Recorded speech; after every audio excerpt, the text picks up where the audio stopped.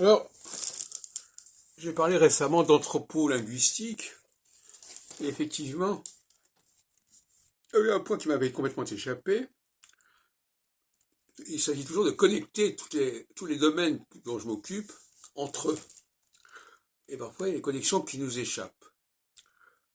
En l'occurrence, quand je travaille sur le E, et le rôle du E, qui n'est pas une lettre comme les autres, qui est une lettre qui active les autres, qui joue un rôle par rapport aux autres, qui soit en face, avant une consonne ou après une consonne, ça change tout.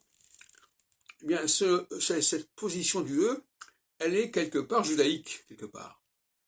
Elle est judaïque, non pas parce que ça a un rapport avec le judaïsme, mais parce qu'elle correspond à la condition juive. La différence entre le récit, le discours, etc. Et effectivement, la linguistique nous enseigne justement qu'il y a un facteur comme ça qui est nécessaire pour faire fonctionner l'ensemble et qui ne doit pas être mis sur le même plan que les autres facteurs. Dans le cas du E, effectivement, certains diront, bah oui, c'est une lettre de l'alphabet comme une autre, c'est une voyelle comme une autre. Alors pas du tout.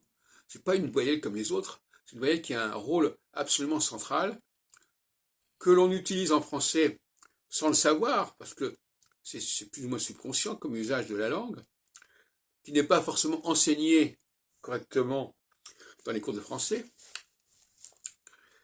Euh, Même si on vous dit oui, pour former le féminin, il faut ajouter un E à la fin, mais enfin c'est très superficiel comme façon de voir les choses.